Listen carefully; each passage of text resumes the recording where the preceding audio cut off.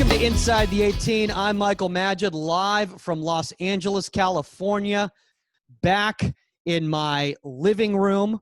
We've all got makeshift studios right now, Jeff, don't we? That's kind of the whole thing that we got going on right now. Saskia Weber will be on with us in a few minutes, but to get started, guys, our guest today is absolutely fantastic. I mean, this is pretty awesome for us to have somebody of this type of a stature. We have an Emmy winner who I know he's going to say, well, it was a co-Emmy with other people, but you know him as the founder of Equalizer Soccer. If you guys have not checked out the content, you definitely got to check it out. The one and only Jeff Kassouf. And I think I pronounced Kassouf properly. You did, and that's the best intro I've gotten in a while, so thank you.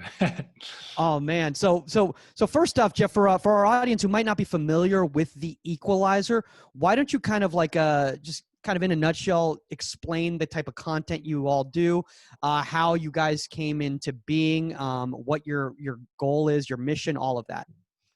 Yeah, I mean, the name is semi-self-explanatory, or certainly gives you an idea of what we're doing. Started in 2009, just me. We've had a lot of people you'd probably recognize who have come through and written for us through the years, and still have a very robust team covering women's soccer exclusively. The goal then and still and now is covering the sport as a sport. It's not men's or women's soccer, it's just soccer. And so we do that. Certainly there are stories, on the, the gender inequality front and a lot of the fights that the players in these, the U.S. women's national team in particular have been fighting. But, we do the tactical analysis, the player features and profiles, taking you inside the game, all of that. So year 11 for us, it's our birthday in a few weeks. I always forget the exact date, but if you want to subscribe, equalizersoccer.com/subscribe we've got premium content that's behind our paywall, and our subscribers are who keep us going, literally. So. And by the way, Jeff is such a big deal that I was actually intimidated to try to talk to him at Baltimore convention. I waited until the very end of convention because he was so slammed with people coming over and over and over again to his booth. And you had such big names like coming over there too. I was like, you know what? I don't know if this is the right time. So I think I literally waited until you were I think you were stripping down the booth, right? You were taking everything down before I finally approached. Yeah, it might've been Saturday. That one was a bit of a blur. I was jumping between the Jill Ellis and Lincoln Phillips awards ceremony there, taking down the booth, and they had an open bar. So it was time to chill out too, right? So that was that Saturday night was actually kind of a blur. I mean, I know I think Omar, he stayed in the hotel room, but I went out, and I didn't know that there was going to be all this free food. And boy, that was a mistake on my part, because I ate earlier and then I came and I was like, what am I supposed to do? Like force feed myself now? So if you all go to United Soccer Coaches conventions and you get invited to any of these fancy shindigs, eat something light if you're just not sure if there's going to be food there, just in case, because otherwise you might be in for a rough, rude awakening on that one. So Jeff, kind of before we kind of get into the NWSL stuff, why don't we just kind of break down week 1 of the Challenge Cup and kind of just some of the general notes outside of goalkeeping that you've kind of seen? Yeah, I mean, look, I think we saw North Carolina courage, as we knew coming into it, a team in its own class. I think Washington Spirit had a case before this tournament and have certainly made that case thus far that they're the number 2 team and the challenger there. And, frankly, North Carolina, as much as Washington had the possession and the passing stats that first 30, 45 minutes, North Carolina, I thought, looked pretty comfortable against them last night. And certainly once they threw on their 3 starters at halftime as they kind of rotated that roster. So, I think we knew that. Some of the teams we had question marks about, which really was a lot of the league. This was a league where, for the context of it, a lot of these teams had spent the offseason building in a way that some of them just needed to get better, period. Some of them, like a Portland, maybe a Chicago, who needed to try to figure out a way that, they knew that they were in that upper tier, but how do they kind of compete with North Carolina? So really that 2 through 9 position, and Orlando's not there, that 2 through 9 position was kind of some level of a rebuild. North Carolina was the only team that came in already kind of obviously stacked and not having to change much. So I'm interested to see, are these one-off occasions for some of these teams? Houston and Utah played probably the most exciting match. I don't want to say it was the best match. Oh, no. I mean, Yeah. if the Cooligans were going crazy, by the way, on social media. I don't know if you saw in Alexis and Christian's posts, but they were like just losing their minds. Like there was that one through ball that was just unreal. I mean, it was 3-3 barn burner. Let's be honest. Like even if you're a goalkeeping, nerd like myself, like you enjoy high scoring games like that. They're just exciting, and especially when they come down to the final plays like that. Man, and what a ball for that final goal too. Just the delivery on that. Yeah, and that first ball, that first Utah goal too, with Lola Bonta splitting, she beat 9 defenders with one pass, and then Amy Rodriguez. What's up? Sorry. No worries. Like Jeff was in a flow there, man. We were. Sorry, Jeff. Jeff knows. I just ran to the store. All good. Sometimes how's the store? Well, it was fine, but I wanted to get in there before everybody got off work and just ransacked it for the weekend.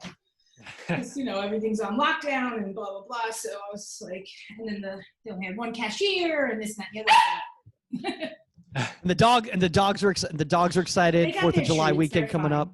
They got their treats. They're fine. So I was just we were just talking earlier before we were kind of getting into the goalkeeping aspects, Sauce, just to catch you up. We were just talking about what the Equalizer is all about, and then we're kind of just talking in regards to general trends with the NWSL Challenge Cup with the first week. And I think one of the things that Jeff was really bringing up was just the amount of parity that was being seen outside of North Carolina. Like a lot of people, Jeff, I think we've been saying that Washington and Portland are the two right now that people see could give them a run. But we've definitely seen the rustiness for sure. Absolutely. I mean, without a doubt, we talked about that. I think that you're seeing the rustiness. We knew there'd be high scoring games. Because, one of the things that you need when you play is you need that flow between your defense, your goalkeepers, and moving forward. And, that comes with games and time on the field together and everything, which they haven't had. And so that's where you're going to see breakdowns. You're going to see people missing their runs in the box. You're going to see a lot of that. Goalkeepers, the timing hasn't been great. There's a little bit of, in my opinion, hesitation coming off the line, although yes, there have been some great makeup saves. I think if we all were to analyze things better, there's that hesitation. I don't see some of the keepers kind of getting that jump and attacking the ball with the timing, closing the space like we talked about the other week. And I think that comes from practice. It comes from repetition and timing. So those are the breakdowns we're going to see, and we're seeing.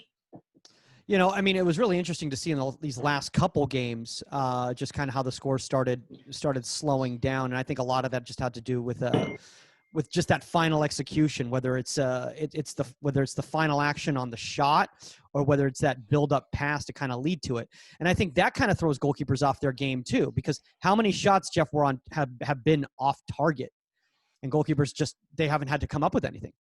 Yeah, I think that the rustiness is probably a general theme. Those 2 0-0 games back to back, which goalkeeper is probably happy with, like you said, but some of them, the Reign Sky Blue game in particular, I think was just tactically, personnel. There were some curious decisions.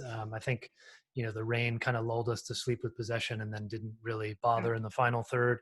And then Sky Blue, I'm not totally sure what their answers are going to be with a couple key absences, obviously, and then the Midge Purse decision at fullback instead of forward. So I think there was a general rustiness, certainly from the goalkeepers as well, and then well, you're always going to have a rustiness from finishing, period. Especially like number one, if you haven't had the reps and you haven't had the time.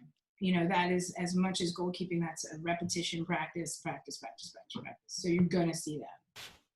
Yeah, one thing I do want to bring up before we get into any more of the negativity, I want to focus on a little bit of positivity. No, I know. I'm excited they're back. No, you're being realistic. But you're going to see a certain level of play, and you have to understand that. And I'm excited for some of the players that normally wouldn't have gotten to play, or and stuff. It's awesome. And you see people going at it and people like taking advantage of their moments, and now's the time to do it. So let's talk about that. Let's talk about some keepers that are kind of taking advantage of getting this playing time that wouldn't necessarily have it. I think everyone was surprised by Bella Bixby getting the nod for Portland. I think a lot of people thought Britt Ekstrom would step in and be playing if AD is not playing. And honestly, she surprised me. I'm not gonna lie. I did not think she was going to do as well as she's done. She definitely has holes in her game for sure still, but obviously solid size at 5'11". She's long. I was very impressed with her save in the third, literally coming into her the first match like that. Lynn Williams coming down you towards the near post, hits that shot, and it's bending into the near post, and she's got that reaction save, just simple parry with that lateral step. By the way. Yeah, she really is. She's having a phenomenal tournament, Lynn. It's good for her. Yeah. So I think, one of the only things that I'm noticing with Bella is, and Jeff, and I don't know if you've seen this as well too, is that she has a tendency when it's a driven ball with pace coming into the box that her timing's just not there. And I don't know if that's just a simple matter of lack of reps. What are your thoughts? Yeah, it could be. I mean, like you, I think I didn't know a ton about her, and just in terms of how much I've seen her before this, I've been impressed with her certainly in these first couple games for Portland. And, probably worth saying too that, Portland did some relatively heavy roster rotation, and that included that back line. And, game one, you had Becky Sauerbrunn, the big new addition there. Game two, you didn't with an injury. So some pieces change in front of her. And I would say, some inexperienced players in front of her too, that I think are that's all part of that learning process for her included, to have those pieces in front of her. I think that you just brought up a really good point that I wasn't even thinking about, is that when you do have those new pieces in front of you too, you don't know what you can expect of them and what you're supposed. So I think Saskia was talking about that hesitation. I think like you saw that in that one goal in the first match, I believe it was that hesitation on her part on whether to come for that ball. And then she kind of took that drop step and went across, and by then it was too late. And yeah, I mean, I've seen it several times. There's that step. It's that, and we've discussed this at this level. That can't be in your game, but that attributes to not being used to and comfortable with the people in front of you and the scenarios and stuff like that. So you get that little, either you take a drop step, then you change the whole dynamic of the situation in front of you. Yeah, and I think one thing that I will say for her is that the fact that she's getting these reps so early obviously means that they're showing trust. Absolutely. The Parsons is showing trust in her. I mean, Jeff, do you see her essentially playing through the tournament as far as Portland goes? I don't know. Yeah, I haven't seen what Mark has said about that. I would assume, just based on the way this tournament is set up, that there'd be some rotation. I'd be surprised if they didn't give Britt Ekstrom some minutes, but I haven't heard him explicitly address that, which I might have missed something. Look, I'm going to be honest with you, and I know everybody wants to win and wants to win a tournament, but I think this is a great opportunity to challenge those players, to put your other goalkeepers in, to give them a chance. Look, it's a tournament. It is what it is. We're dealing with coronavirus. We're dealing with this. I know everybody wants to win, but at the same time, if I was a head coach, I would be like, I'm gonna test my players. I'm gonna give them time. I'm gonna see if they can step up. I'm gonna put them under the gun. So going into next season, I know what I have, and that's what I would use this tournament for, 100%. Like, it's not about lifting a cup. It's not about sitting like the people that don't normally get in and making them stay there. It'd be like, I'm gonna see what I got, 100%. Well, Utah and Utah situation. By the way, as we just did that, like my dad just called, and I think it threw off the entire audio, which is hilarious. Did you guys catch that, or No. Okay, all right.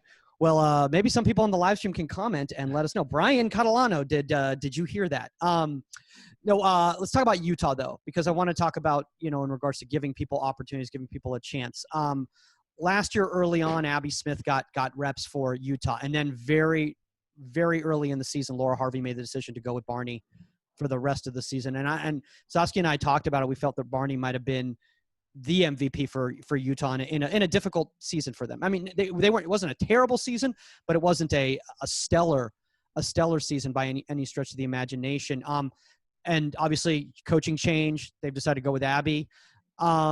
Jeff, kind of thoughts on her kind of first outing out there. Yeah, I mean, look, 3-3 game is probably not a goalkeeper's best friend. I think that the general premise of her playing, obviously, I think is one that's needed to what Saskia just said. Nicole Barnhart's been starting for them the past 2 years. Really, if you look at this franchise as Kansas City, which it essentially was previously, that's a carryover from before that too. And she's been solid. I mean, I think she's played not beyond her years, but the reverse. I mean, she's played younger than, maybe she is, and she's been very good. But, at some point, and this is a problem for Utah, period, just in every position. At some point, you need to be looking forward. And Utah, since becoming the Royals, has been an older team. Some pieces have moved on. I don't know that they've necessarily replaced them. So, as Saskia said about this tournament, for a lot of teams, Utah being one of them, you have to look ahead and you have to see what you have. And at some point, you have to give Abby Smith those minutes. And this is Absolutely the most straightforward opportunity to do that. Yeah, and it also lights a fire under the butt of Nicole and of people ahead of that second goalkeeper, third goalkeeper. Like, you've got to keep people awake, and you don't want people to get comfortable. And not saying because, like, did I like the goal in her first game? No, I didn't. Like, and Mike and I have talked about that. But again, that goes back to not getting on the field and not being able to train the way you want. But it's time to use these opportunities to educate, train, and see what you have. Because as a pro coach, you want to know what you have in your toolbox, right? You want to know who's sitting on the bench. And if you don't test them, if you don't put them in a situation like this. Well, let's talk about this. Let's talk about the Rachel Daly play, because I think that's the play that everybody's been talking about, Jeff. And I know you guys have gone ad nauseum about it, on the equalizer. Is that a goal? Is it not a goal? What? Wait, bring it up. So that's Sorry, a play. Guys. Oh, no, it's all right. No worries. So it's in the 60th minute. Basically what happens is Lashko has a floated ball in the box. So Abby Smith, she wins the ball, and then she's kind of coming out. Do you want me to bring it up? Do you want me to actually bring? All right. I'll share it on the screen right now for everybody here. Hold on. Let me. Bring it up. All right. Just relax. Jeez Louise. All right, here we go. Okay. Am I doing this right? Okay, hold on. I will try to, oh no, I didn't share the screen. That's why. Okay. Now.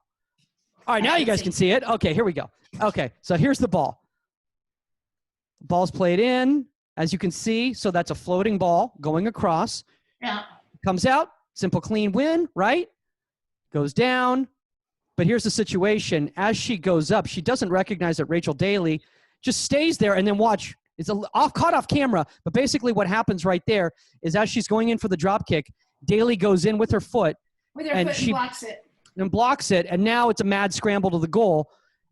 Personally, just in my mind, and I don't want to be mean here, but like I think it should count as a goal. I mean, Jeff, I mean, how do you feel about it?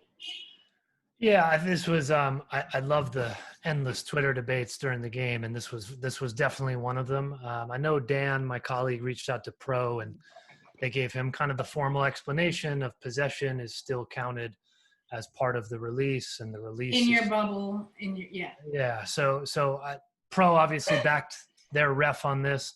I think the replay shows a little bit. I mean, Smith is drop kicking as opposed to punting. I guess.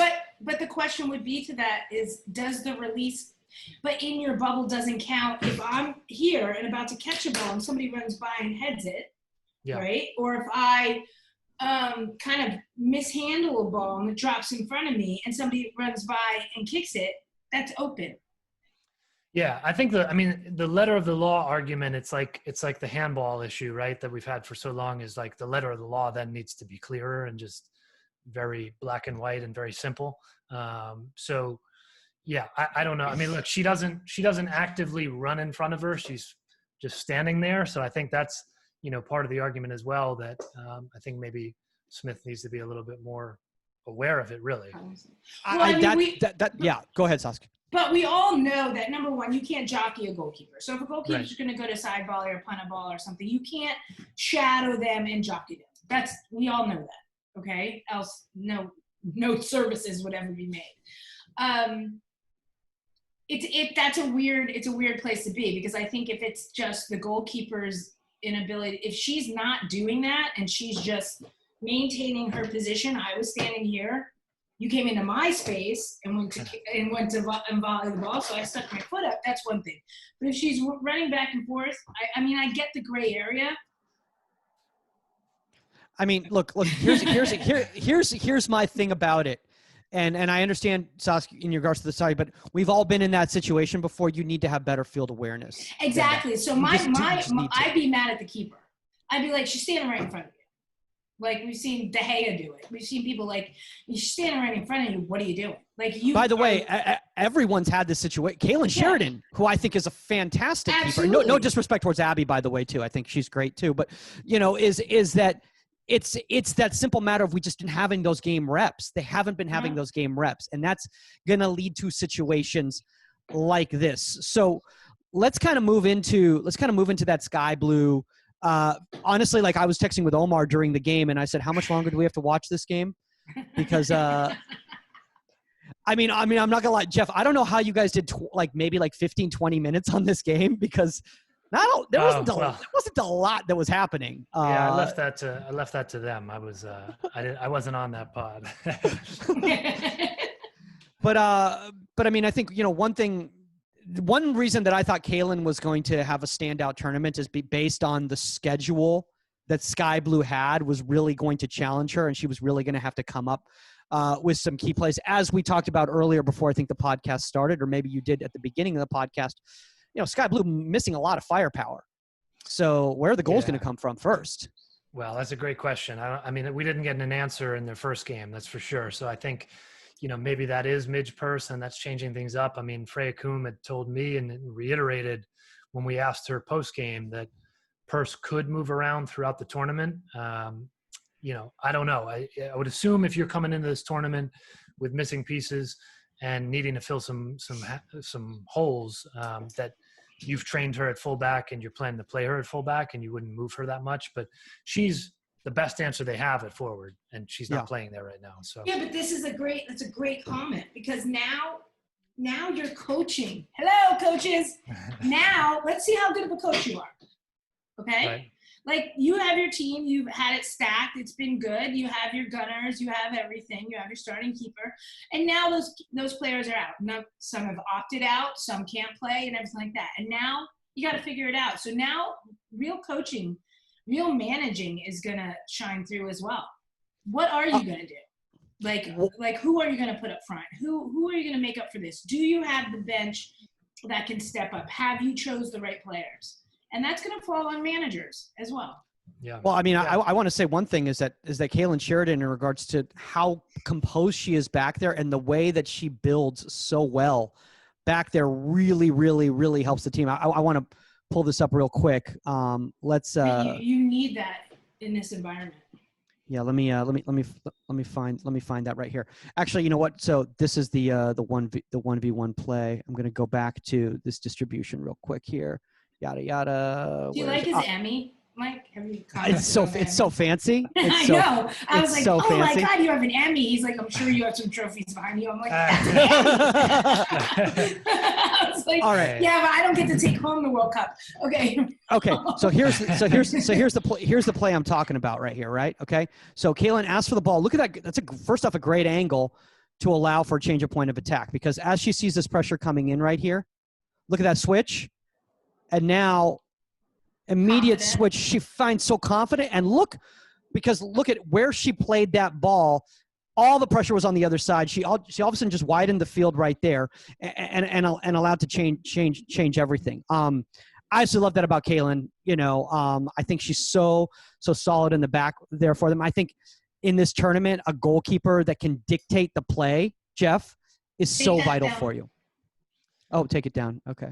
Yeah, I think, we're looking through the sun there for first 30 minutes of that camera angle. But I think, I might be wrong here, but the best sequence of the game actually came from Sky Blue, which was a little bit, different from the general flow of the game. But it was a quick counter into it was a layoff to Zerboni, found Flores wide, and then Naho probably should have finished. But I think that started with Sheridan as well. It started in Sky Blue's own back corner. Yeah, and there's the first half, right? It was in the first, around the end of the first half. Yeah. Okay. So I think that started with Sheridan, which, Sky Blue, I think, struggled on the whole in the day, but that was the best sequence and buildup of the day in terms of the combination play. No, and that's what you want. And we, again, we talked about this in with Sheridan, to have that confidence and that strength in the back to be able to start the attack from where you're at. In this situation, not getting that much reps, trying to get your defense used to you and everything. They have confidence in her, and it's obvious. Playing that ball back to her with her under semi-pressure that turned into higher pressure and her having confidence to ping that ball out the other side and Mackay is what you need from a keeper right now. Yeah. You need them to be able to settle things down and control the back. Speaking of controlling, I want to show this right now. I want to show the 1v1 play where Jasmine Spencer – this was just absolutely fantastic. This is not the player. Oh yeah, here it's right here. So Spencer. That's a horrible pass, by the way. Well, can we start? No. This is the wrong one. This is the wrong one. Sorry. Can we start with that pass? Do you want to start with that pass? No, I'm just saying. Hold on. No, we're gonna move on. Oh, here it is. Okay, so here it is basically. So Jasmine Spencer basically burns everybody in this situation. Once we get past this, man, where's Omar? When we need somebody to control video. Okay, here we go. So here's the ball. Spencer coming across, beats everybody, and Kaylin, 84th minute. First off, I've got no problem with her not trying to gain ground right there. Personally, as a goalkeeper coach, I think to hold ground right there in position, I think she had her angles covered right there. Maybe she could have taken a little bit more space up, but it's happening so fast. But I love the composure right here. Ice water in the veins, and then that decision to parry that ball away right there. She knew where she was steering that ball the whole time. It wasn't. Okay. Yeah. Go stop. Mike knows me. Okay. I think she got away with one. Okay. And I'm going to tell you why. Because I think the shot was horrible. I think she shot the ball into where we all want the shot. Okay. Waist up. All right. Where if she slotted that on the ground, I think she would have scored. And I think if she went near post, slotted on the ground, I think she would have scored. I believe she should have come forward. I believe when that through ball went, when that long touch come, I would have taken another step forward and closed the angle more. She got away with one. It's a great save. I'm not taking anything away with that, okay? I think she stayed inside the 6. I think that was any other player that would have slotted that ball low, we would have been having a different discussion. Yeah. Okay, that ball gets put low to the near post or something, goal. We would have all been saying on that long through ball, on that touch, you should have played that differently. I think she got away with one.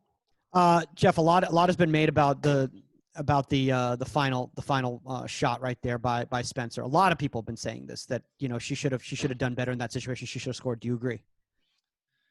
Yeah, I think when you're 1v1 with a keeper, I think the expectation, certainly from a forward perspective, would be to tuck that away. Spencer is one of, 5-6 players from the Reign that are coming back from season-ending or extended injuries. So, first game, competitive game, and I don't have it in front of me for her, but roughly a year, basically. I think she and others will admit that they're a little rusty. I know it's a theme we've talked about, but probably needs to do better with that.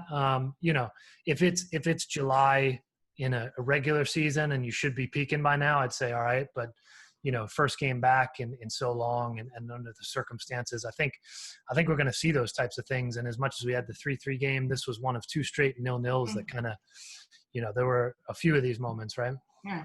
Yeah. Yes. So again, and going on the floor, you got to tuck that away. Different situation. That's a goal.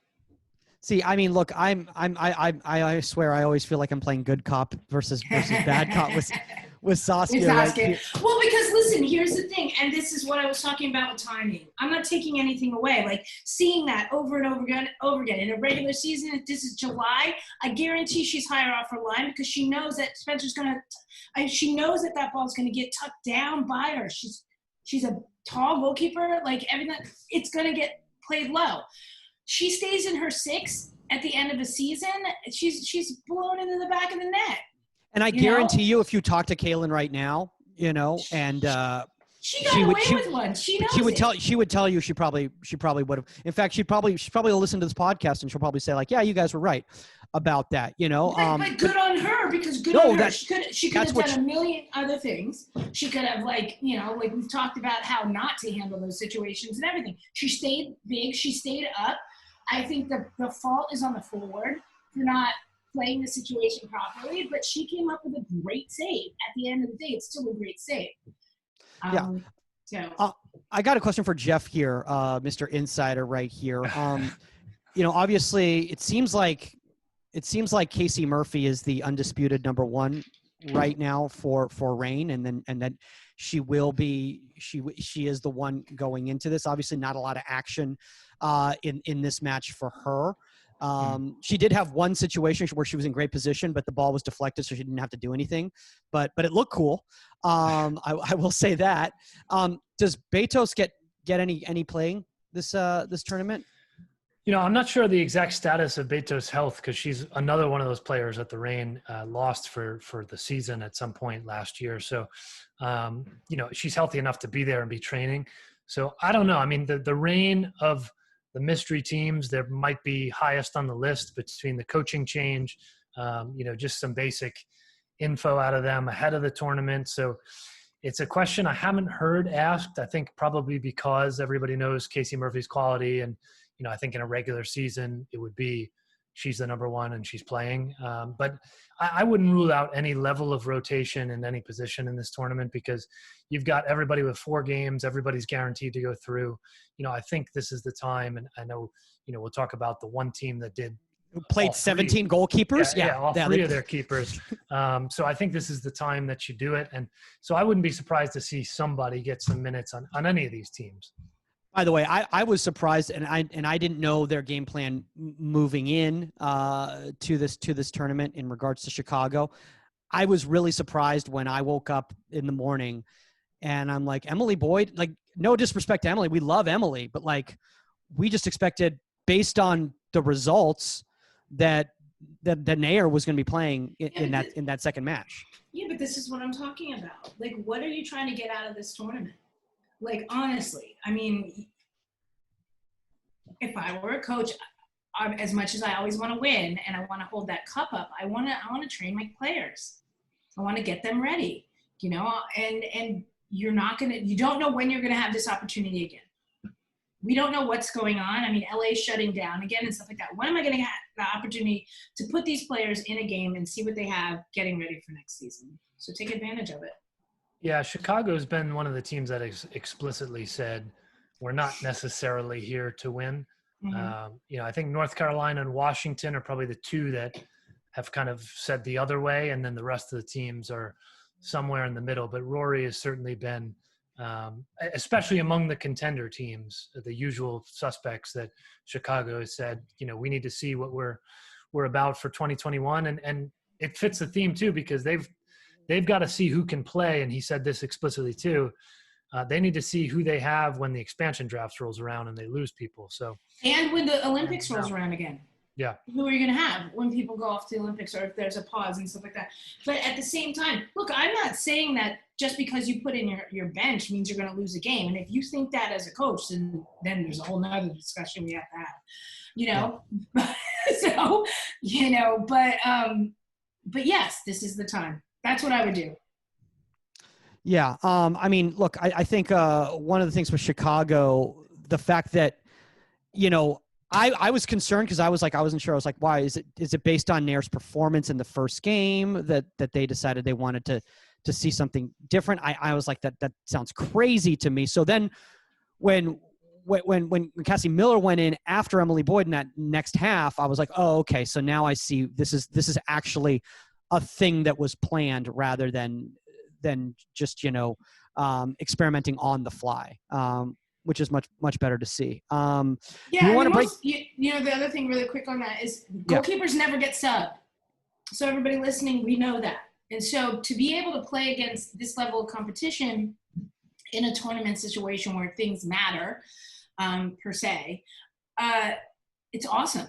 Sub your keepers. Let them be under the gun. Let them go in second half when you're up 1-0 and see if they can pull out the game. Or if you're down 1-0 and see how they manage the game in your team. Like, test them.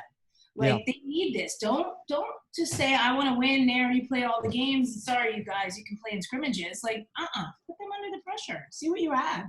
Well, speaking of Nair, I want to break down this play because I would love to hear Saskia's take on Alyssa Nair's play. This is the Rose Lavelle play. This is the one. It's Rose Lavelle, the diagonal through ball to Ashley Hatch. We're going to play it. We're going to put it up right now. Coco's watching. So you can I thought see. you were talking the second goal. No, I was talking the first goal because I'm curious to see if Sask agrees that she could have done a better job of steering this ball, or if she just got enough on it. So first off, Lavelle coming. Look at that ball. That's a great ball. Hatch shot, that rebound, and then obviously the follow through. Going back to that right here. So let's see where that ball's hit. Right. Look at her shape. Is that just unfortunate, Saskia, in your opinion? No, it's bad timing. Go back again. Okay. That through ball, when that ball's traveling, she doesn't move a yard. She's still on the line. She comes up 1 yard. Why? I just think that you gave her too much space to shoot, which put you in a strange position for that rebound. The rebound, I think, look, watch this. This right here, boom. Where are you? You didn't move. She hasn't moved. Yeah. You see this? And she doesn't. So she had to come off her line earlier. She doesn't move until the ball's in shooting distance. Then she moves. I think. Yeah, and she steps forward at the shot, doesn't she? Yes. Yeah. So now you're just kind of at the wherever the ball goes, because now you're just blocking it with your body. So go back again, and I think at another time, I think that's a more aggressive play. Whether she's already on top of her for a 50-50 smother, by the time that ball comes, that ball went all the way across from the top, outside the 18, all the way across her body before she even moved forward. Yeah. You know, is that the time, that distance? I believe 50, if you're on your game, if you're really tuned, if you're really sharp in a regular season, I believe that's like a 50-50 smother and she's flipped up in the air and the goalkeeper has the ball. Jeff, you agree? Yeah, I mean, this is cool for me because I don't always like break down goalkeepers as much as I do, field players. So, I hadn't even thought as much about that goal. The second goal Washington scored, I'm sure, as people who watched know that was a little bit more obvious in terms of some errors there. But that was, you're right. She didn't come off and I didn't process that in real time. So learning here from Saskia. I mean, that's the thing is right there because like I'm always way too nice to the goalkeepers. I'm not being mean. Like, look, at the end of the, at the end of the day, like, number one, keep the ball in the net. Period. We'll deal with like logistics and stuff in practice. But if you're asking me to break that down, I think on a better day in a full season on peak position. You're biting at the bit. You're like, play that ball through there. I'm off my line, 50-50. You're doing a cartwheel in the air, and I'm getting up, walking up, and side-buying the ball, and we score on the other end. Yeah. No, I mean, I didn't. It honestly didn't even dawn on me that she could have gotten to that. No, but honestly, it didn't even dawn on me, and I know that's how you train, Saskia, in regards to go win that ball rather than having to preventative goalkeeping. Have to win that ball rather than having to make a play on the ball after they've already gotten to the ball. And even if the timing's off, she still stayed on her line. So look, I just think later in the season, Nair would have been on top of that. I think she would have handled it differently. Maybe I'm wrong. But. Okay. So let's talk about this here. Then let's talk about Emily Boyd. That first half, Jeff. Early on, obviously, there were a little bit of issues with the distribution. Could it just be, honestly, nerves? Could it have been that she hasn't gotten the reps, a combination of the two, just not being on the not experiencing that speed of play in a real game situation because she hasn't gotten a lot of games? Yeah, probably all of the above. I mean, it's, sitting behind a listener, you don't get a lot of, real-time minutes and competitive minutes. So I think it's probably a combination, and I'd add to that, a little bit like the Portland situation, but even more so with Chicago. You had in that second game a Chicago team that honestly, I mean, I cover this league, and in a couple of, it's like, who's starting? Yeah. There's a little bit of that heavy roster rotation that, I think there's a cohesion there that maybe lacks a little bit, even if they're practicing together every day. There's an element of changing that many pieces and needing to get used to it. Yeah. So here, I want to kind of play up that play so people are kind of familiar with what we're talking about here. So essentially, this is early on in the game. So Boyd receives the ball and immediate chase. I just don't think she expected that type of pace coming at her so quickly. And she kind of got stuck. I'll be honest, I've been in that situation before. Yeah, but bring it back again. This is how Chicago got scored on by Washington 3 nights earlier. But look at this. With Nair. Yeah, but look at this. Why would you two-touch this? Why? Look at this. That's what? Less than 15 yards. She's going full speed. Top pace as a forward, full speed. You one-time clear that ball. You one-time clear this ball. What are you going to do with it? What are you going to do with it? Seriously, even if she were to take that first touch laterally, you still got the other full. That's still a tight pass to go across the top of the box. There's too much pace coming at you to assume that you can two-touch that ball. Yeah. So I want to do this though. I want to give Emily Boyd props. Let's talk about in the 13th minute right here. That Weaver ball right there. Boom. Yeah. Look at Emily Boyd. Great positioning right there. Absolutely. And keeps her shape and doesn't go flying like a lot of goalkeepers do in this situation. And just one paw up. Boom. Reaction right there. So shout out to Emily right there. Play that in regular speed, can you? Okay. Yeah. Okay. So after this craziness here comes the ball in. Boom. Great touch. But it's the drop step, getting across, getting set, and having her positioning being big. And that's what she does. Her balance is right, everything. She does. You're right. There's the drop step right there. Perfect shape right there. So she comes with the drop step, her shape's right, but then her balance is forward, which allows her, instead of you see those guys drop, you see people drop stepping and they're on their heel. And so that touch is in the back of the net. Right? Now she drop steps, her weight's forward, she's big, and that touch isn't. It's over. You know what I'm saying? So that's the difference. It's those little differences. Well done. Yeah. And I'm honestly, I'm happy, she had obviously that situation right there, because it's definitely, and Jeff, I know all that time that you've spent in the net too. You can attest to this as well. No, I just like to smile. I was a fullback. That's the same situation. Doesn't it look like his Emmy is catching a soccer ball? Actually, it does. Doesn't it? Oh my gosh, that's totally true. But it's that mental aspect. I know that if I make a bad play with my feet like that early on in the game, that puts me in a weird mental state. Yeah, but see, that's the difference between. Sorry. I know between a high level pro and an amateur. Exactly. Yeah. Gotta let it go. Yeah. And she was able to come up for that. So is this what Chicago's going to do? They're just in group play. They're just going to play all three of these keepers. I don't know about the keeper situation, but we'll know. You were wondering if that was scripted. They've got the first 3 full games scripted for down to the minute of substitutions and everything. So really, okay, they're not even looking to audible until game 4, and then they'll see where they're at. So they're, like I said, I think they're the team above everybody that is fully like, this is to learn this tournament. Yeah. Let's talk about a team that doesn't think this is to learn, and that's Paul Riley's North Carolina Courage. I can't see them ever deciding to take a tournament off, or we're gonna rebuild. Like I don't think that's in the mentality of the Courage at all.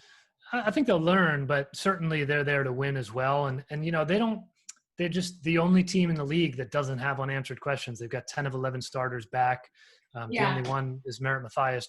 She's still getting back from injury. So, they're learning a little bit. Lauren Millay starting last night in the number 10, who Paul Riley raves about. I've not seen much about her other than last night to know. So I think those pieces, Haley Mace has come in, they're learning similarly, maybe who sticks around for an expansion draft? Who do we have to rely on for depth? But they're not worried about what's our identity, which is what a lot of these teams in this tournament are trying to figure out. Yeah. Yeah, and because you have that, you have a certain sense of flow and comfortability playing together. But at the same point, people are trying to make a point. They're trying to, for whether the expansion draft or whatever, they're trying to solidify who they are and how important they are. That's the difference with them. Jeff, I have a question for you in regards to the Haley May situation. How does the league feel about that in regards to the fact that she chose not to play for Sky Blue when they were in their situation, for lack of a better term, and now is back in the league, in this type of a position? I think the league's probably kind of moved on in terms of the actual individual incident, but how do the players feel? Well, I was going to say, I think the bigger topic, and one that I've tried to explore just with conversations and stories, is like, there's a level of player autonomy that lacks in this. Sorry. A level of autonomy that lacks among players in the NWSL because it's single entity.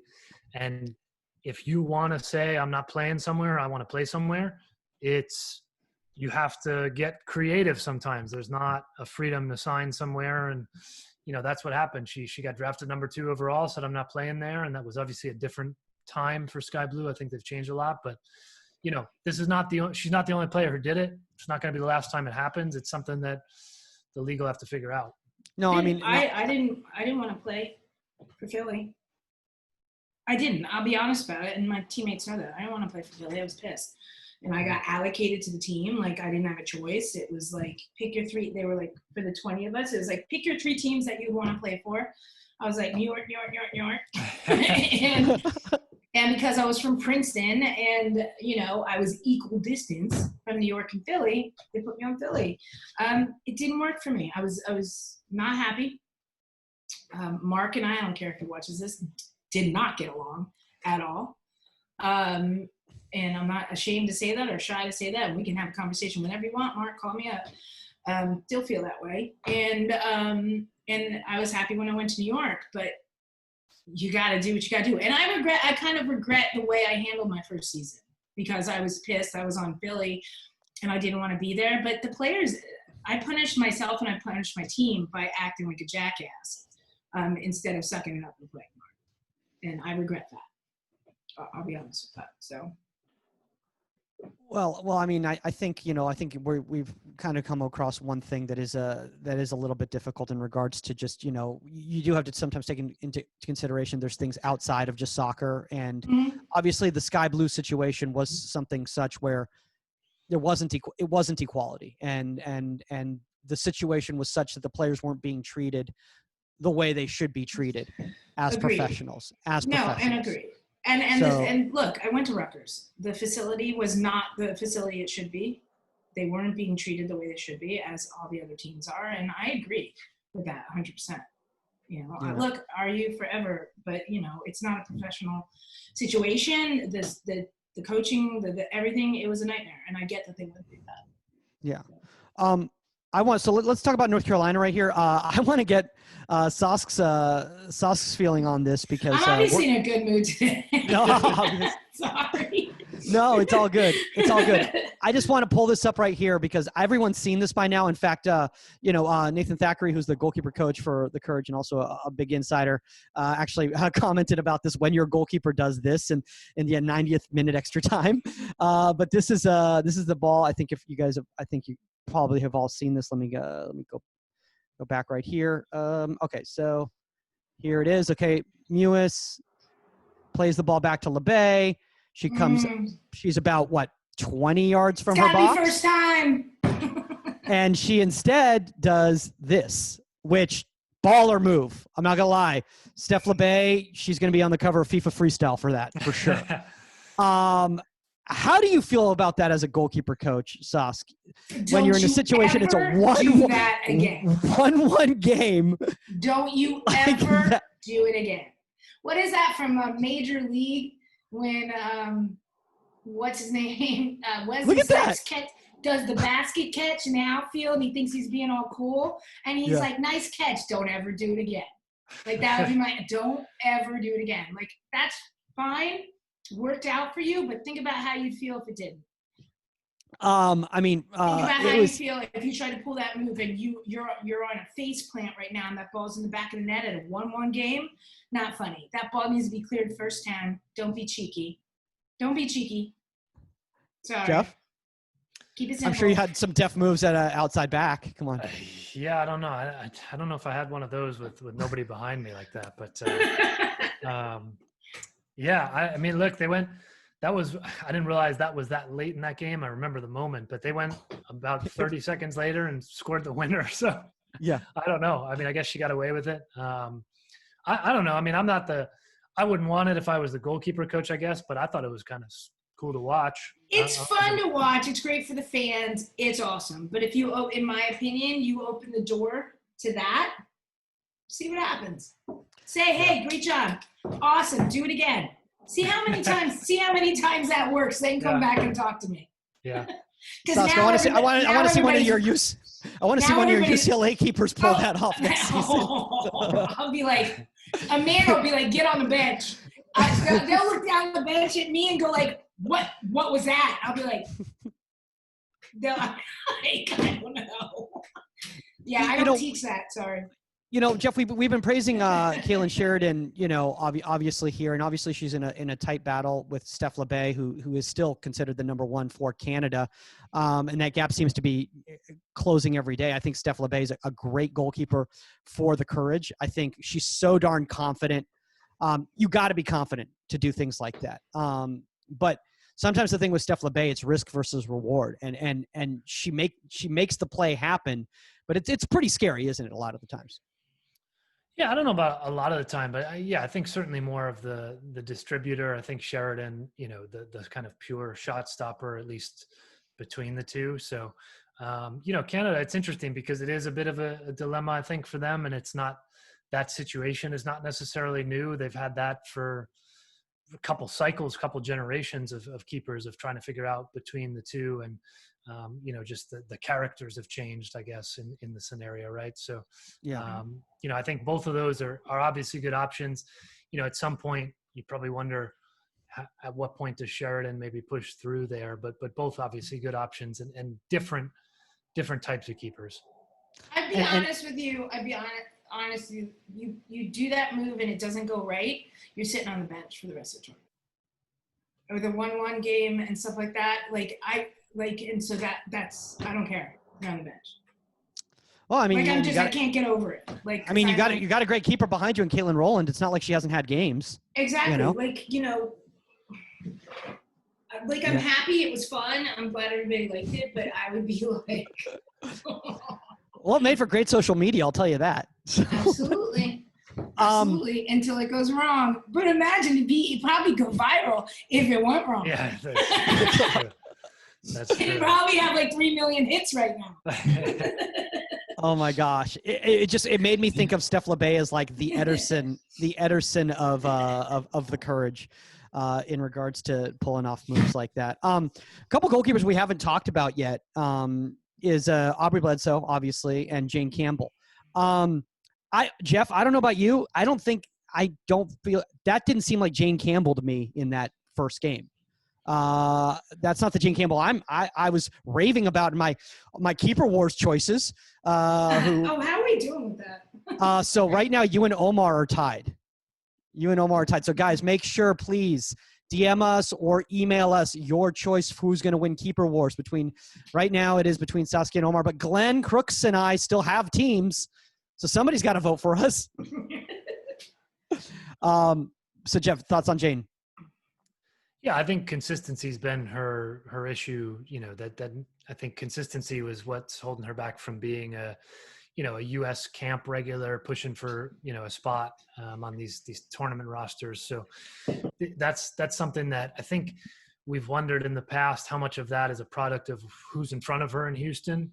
And, that's a question that's, I think, going to get better answered with this group. You got Megan Oyster and Katie Naughton in front of you is definitely an upgrade in the center back scenario there. So, I think the consistency for Campbell is something that, it's one game here. It's not the best sample size for her, obviously, as we said about Abby Smith there in that game. But, that's where I'm curious to see now that there is maybe a little bit more of a solidified center back pairing in front of her, and theoretically one that'll be, one to build around for the future that can stay consistent.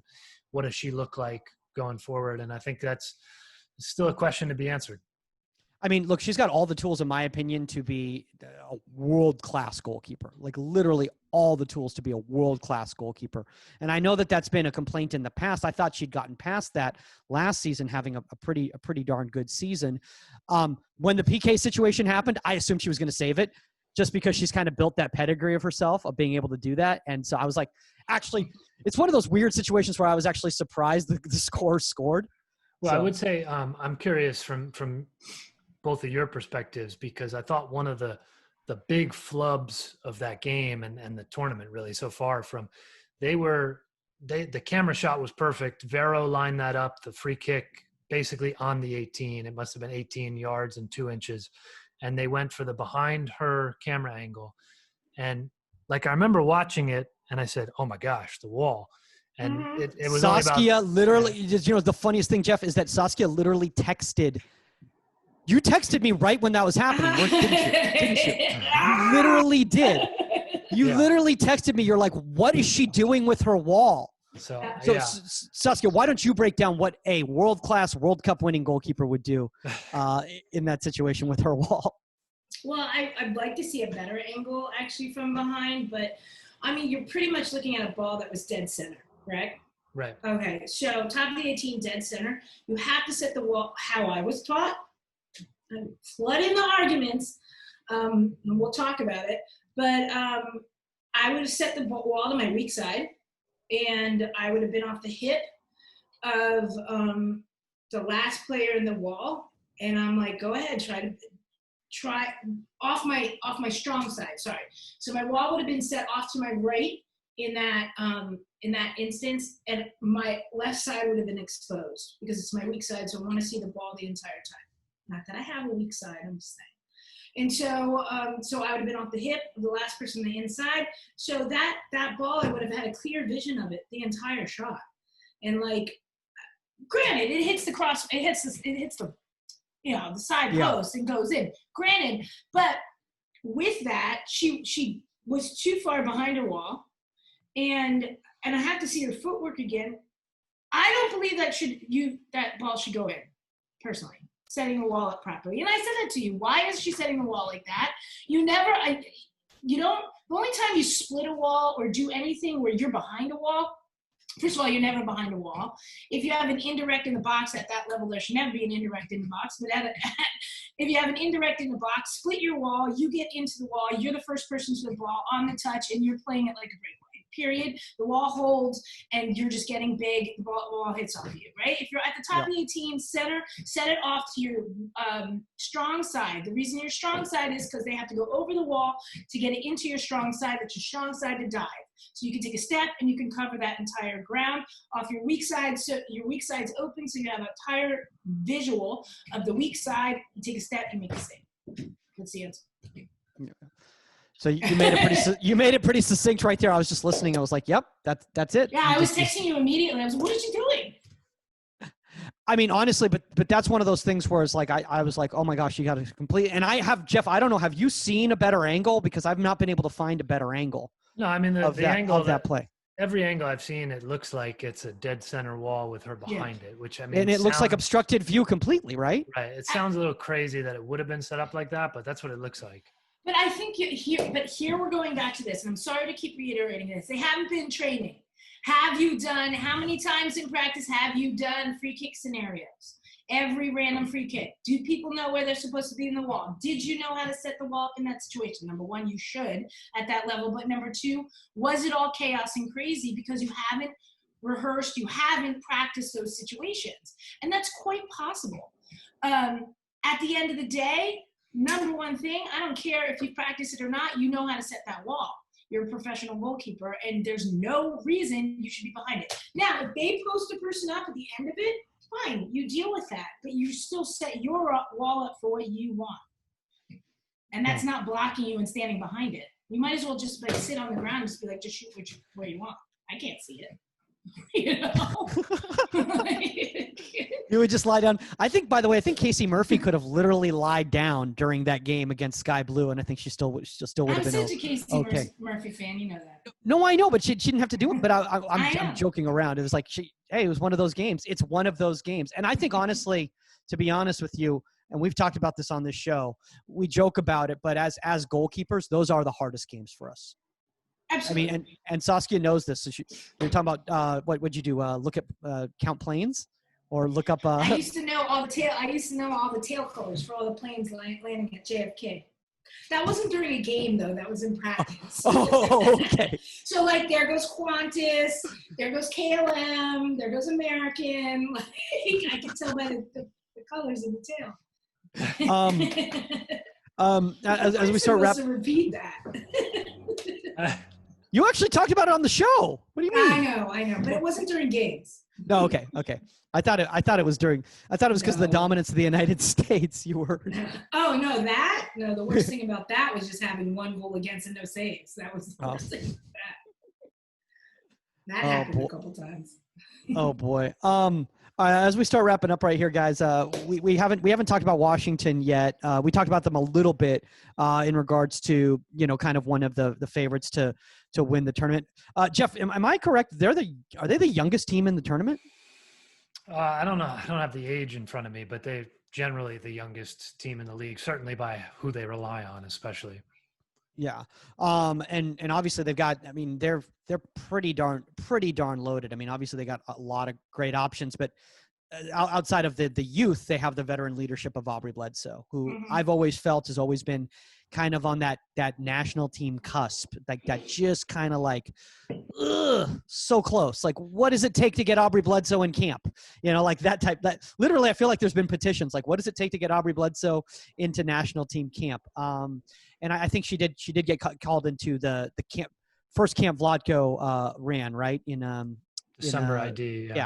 Yeah, the December ID camp. And then obviously she went over to Australia to go play games, which I think that's I love the players that go over and play in the W League over there. I think that's great. I think Abby Smith does the same thing and goes and gets matches there. And obviously Aubrey's fantastic out there. So as we wrap up right here, like, what are your thoughts? I felt that Aubrey was pretty solid, throughout these first couple matches. And I don't really have any negative notes towards her, but I don't have also, and there was never really anything groundbreaking where I was like, oh wow, this is a play we really have to talk about. Yeah, I'd agree. I mean, I think, generally that back line in front of her has been good. And obviously she's part of sort of directing that. The first goal the Courage scored last night against, from Lynn Williams was, I think more, I don't know if there's anything to really criticize from her per se. I mean, her backs, obviously get beaten. Lynn Williams is in the open field for 40 yards really. And I don't think she could have done anything about that goal, to be honest with you. I think it happened too quickly. Yeah. So. And then Paige Nielsen's kind of caught between, do I step and I'm left here 2v1, or do I kind of hold off? And so it was a good finish anyway. So yeah, I don't think there's anything terribly good or bad. Like you said, I think she's just been kind of a usual solid self, but hasn't had to do as much, I don't think, as she typically has had to do. With leading the league in saves the past couple of years. So, we'll see what we get from her. Yeah.